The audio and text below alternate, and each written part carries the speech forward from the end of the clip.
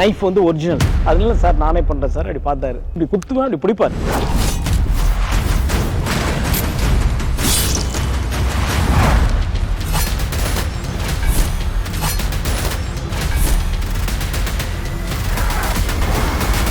Jailer unlock super star Rajinikanth അഭിനയിച്ച mega block buster ചലച്ചിത്രം ജയിലറിന് പിന്നിലെ കഥ സബ്ടൈറ്റിലിനോടൊപ്പം നിങ്ങളുടെ സൺ നെക്സ്റ്റിൽ മാത്രം കണ്ടാസ്വദിക്കാം. ഇപ്പോൾ തന്നെ ആപ്പ് ഡൗൺലോഡ് ചെയ്യൂ. എന്തോ നല്ല സ്വപ്നാന്ന് തോന്നുന്നു. ചിലപ്പോ സ്വപ്നത്തിൽ ഞാൻ തന്നെയാണെങ്കിലോ.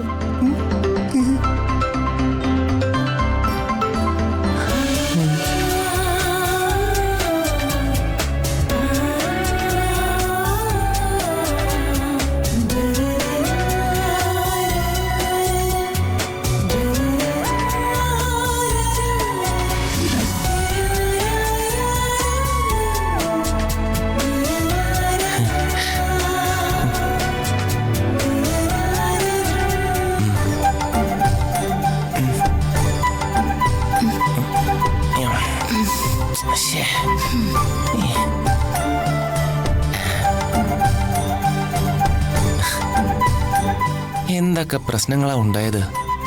എന്നിട്ടും ഇതേപോലെ കുലുങ്ങാതെ നിൽക്കാനും ശാന്തമായി കിടന്നുറങ്ങാനും ദർശനയ്ക്ക് മാത്രമേ പറ്റൂ.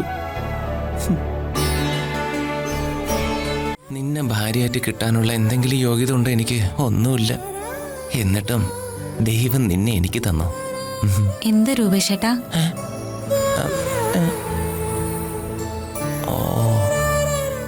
ഉറക്കത്തില ദൈവം തന്ന ഭാഗ്യ എനിക്ക് നീ. നിന്റെ സ്നേഹം എനിക്ക് മാത്രം കിട്ടണമെന്ന സ്വാർത്ഥത എനിക്ക് എന്നും എനിക്ക് മാത്രം.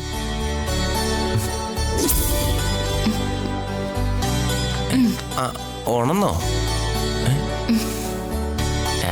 ഇല്ല, ഉറക്കം തന്നെയാ.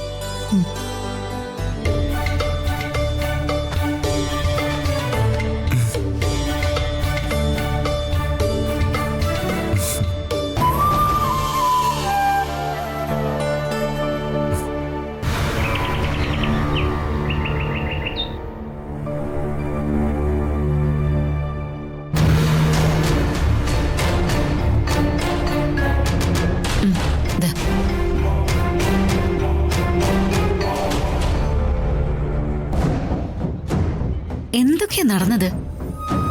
നീ പറഞ്ഞതൊക്കെ സത്യമാണെന്ന് വിശ്വസിക്കാൻ പോലും പറ്റുന്നില്ല. ഇങ്ങനെയൊക്കെ നടക്കോ? നീ അനുഭവിച്ച കാര്യങ്ങളെ കുറിച്ച് ഓർക്കുമ്പോ എനിക്ക് പേടി തോന്നുക. എനിക്കും അത് ഓർക്കാൻ കൂടി പറ്റുന്നില്ല. പക്ഷെ അതെല്ലാം സത്യ. മോള് മയൂരിയെ വിളിച്ചായിരുന്നോ? അവൾക്ക് എങ്ങനെയുണ്ട്? വിളിച്ചിരുന്നു. നാളെ ഹോസ്പിറ്റലിൽ നിന്ന് ഡിസ്ചാർജ് ആവുമെന്നാ പറഞ്ഞേ. അവരെങ്ങനെ രക്ഷപ്പെട്ടത്? ആരാ അവരെ രക്ഷിച്ചത്? കാട്ടില് ട്രക്കിങ്ങിന് പോയിട്ട് വന്ന കോളേജ് സ്റ്റുഡൻസ് രക്ഷിച്ചെന്നാ പറഞ്ഞേ. നിനക്ക് സുഖമായിട്ട് നമുക്ക് അവരെ ഒന്ന് കാണാൻ പോണം. പോണം. എനിക്ക് നിന്നോടൊരു കാര്യം പറയാനുണ്ട്. നിന്റെ പഴയ സ്വഭാവമൊക്കെ ഒന്ന് മാറ്റണം. ആരോടും ഇനി വഴക്കിടരുത്. അമ്മ വിചാരിക്കുന്നത് പോലെ ഞാനിപ്പോ ആ പഴയ ആളൊന്നും അല്ല. നീ പറയുന്നത് വിശ്വസിക്കാലോ അല്ലേ? ഞാനായിട്ട് ഇവിടെ ഒരു പ്രശ്നം ഉണ്ടാക്കില്ല. ആരുമില്ലാത്ത നമുക്ക് അഭയം തന്ന വീടാ ഇത്. ഇവിടെ ഉള്ളവരുടെ കനിവുണ്ടാ നമ്മൾ ഇന്നും ജീവിക്കുന്നത്. എനിക്കിപ്പോഴും അമ്മയെ മനസ്സിലാവുന്നില്ല. അമ്മ മരുവത്തൂരിലെ വിശ്വനാഥന്റെ സഹോദരിയാണോ അതോ ഈ വീട്ടിലെ വെറും അടുക്കളക്കാരി മാത്രമാണോ?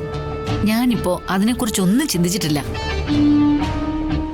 ഇവിടെ മുറ്റം അടിച്ചു വരാൻ വരുന്നവര് പോലും ഇതിനേക്കാൾ അന്തസ്സായിട്ടാ സംസാരിക്കുന്ന. വഴക്കുണ്ടാക്കില്ലെന്ന് നീ ഇപ്പൊ പറഞ്ഞ് നാവെടുത്തതേ ഉള്ളൂ. ഇങ്ങനെ വഴക്കുണ്ടാക്കാതിരിക്കും.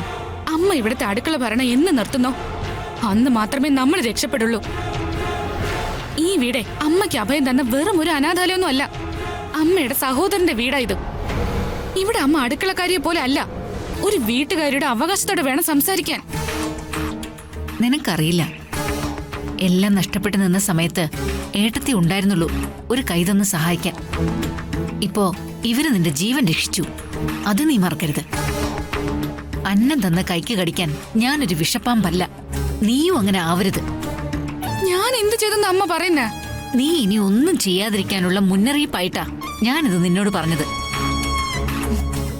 ഇപ്പൊ തന്നെ ഈ വീട്ടിൽ ഒരുപാട് പ്രശ്നങ്ങളുണ്ട്. അതിന്റെ ഇടയില് നീയായിട്ടൊരു പ്രശ്നം ഉണ്ടാക്കരുത്, അത്രേ ഉള്ളൂ.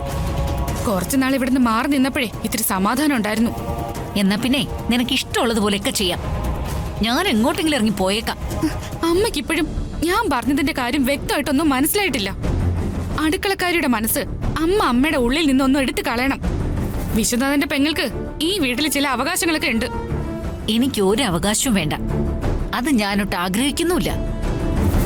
എന്നിട്ടും വിൽപ്പത്രത്തിൽ എനിക്ക് വേണ്ടി ഒരു ചെറിയ ഭാഗം നീക്കി വെച്ചിട്ടുണ്ട് വിശ്വേട്ടൻ. ഔദാര്യം അല്ലേ? ഇന്നും ഇങ്ങനെ ആരെങ്കിലും കൈനീട്ടി വെച്ച് തരുന്നതും വാങ്ങി ജീവിതം മുഴുവൻ കഴിച്ചു തീർക്കാൻ അമ്മയ്ക്ക് പറ്റുമായിരിക്കും. പക്ഷേ അത് എനിക്ക് പറ്റില്ല. ഇതിനേക്കാൾ നല്ലത് ഞാൻ എന്റെ അച്ഛന്റെ വീട്ടിലേക്ക് പോകുന്നതാ. എന്തു പറഞ്ഞടി? എന്താ അടിക്കുന്നില്ലേ? അടിക്ക്, കൊള്ളാം, ഞാൻ തയ്യാറാ. ഇത്രയും കാലമായിട്ടും നിന്നെ ഒന്ന് തിരിഞ്ഞു നോക്കാത്തവരാ. ഇനി ആ വീടിനെ കുറിച്ച് ഒരു അക്ഷരം മിണ്ടിപ്പോകരുത്. ഒരിക്കൽ കൂടി നീ ഇത് ആവർത്തിച്ച നാണക്കേടും ചുമന്ന് ഞാൻ ഈ വീട്ടിൽ നിൽക്കില്ല. പിന്നെ നീ എന്റെ ശവമായിരിക്കും കാണുന്നത്.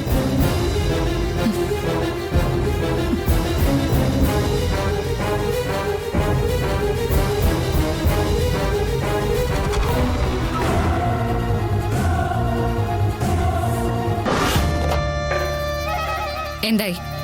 എന്തേലും വിവരം കിട്ടിയോ? ആ ഡ്രോൺ നോക്കാൻ ആളിനെ അയച്ചോ? ഞാൻ ഒരാൾ അവിടേക്ക് അയച്ചതാ. പക്ഷേ അയാൾക്ക് അവിടേക്ക് കയറി വേണ്ടതുപോലെ നോക്കാൻ കഴിഞ്ഞില്ല. അതെന്താ? ആ വീടിനകത്ത് കയറാൻ ധൈര്യമില്ലാത്ത ആളിനെയാണോ നീ അവിടേക്ക് വിട്ടത്? അല്ല, പക്ഷേ കഴിഞ്ഞ രാത്രി ഞാൻ അയച്ച ആൾ അവിടെ ചെന്നപ്പോൾ അവിടെ എന്തോ പ്രശ്നമുണ്ടായിരുന്നു. അവിടെയുള്ളവരാരും ആ രാത്രി ഉറങ്ങിയിട്ടുണ്ടായിരുന്നില്ല. കുറേ നേരം കാത്തു നിന്നതിന് ശേഷം അവൻ തിരിച്ചു പോന്നു. ഇന്ന് വീണ്ടും അവൻ അവിടേക്ക് പോകുന്നുണ്ട്. എത്രയും വേഗം വേണം. വന്ന കാര്യം തീർത്ത് വേഗം മടങ്ങണം. എനിക്കിവിടെ മടുത്തു. നമ്മൾ അല്പം കാത്തിരുന്നേ പറ്റൂ. എടുത്തു ചാടി ഒന്നും ചെയ്യേണ്ടെന്ന് അക്ക എന്നല്ലേ പറഞ്ഞത്? ശരിയാണ്, ഞാൻ തന്നെയാ പറഞ്ഞത്. പക്ഷെ കണ്ണടയ്ക്കുമ്പോൾ ഞാൻ കേൾക്കുന്നത് എന്റെ രാജുവേട്ടന്റെ നിലവിളിയാ. എനിക്ക് വയ്യ. ഡ്രോൺ കിട്ടുന്നതിനൊപ്പം ആളെയും തീർത്തേക്കണം, അതാരായാലും. എന്തായാലും ആദ്യം ഡ്രോണൊന്ന് കിട്ടട്ടെ. യഥാർത്ഥ കൊലയാളി ആരാണെന്ന് അറിയട്ടെ. ആരായാലും വേണ്ടില്ല. എത്രയും വേഗം അയാളെ തീർത്ത് നമുക്ക് ഇവിടുന്ന് തിരിച്ചു പോണം. പറഞ്ഞു മനസ്സിലായോ? ഇന്ന് തന്നെ എനിക്ക് ആ ഡ്രോൺ കിട്ടിയിരിക്കണം. ശരിയാക്കാം.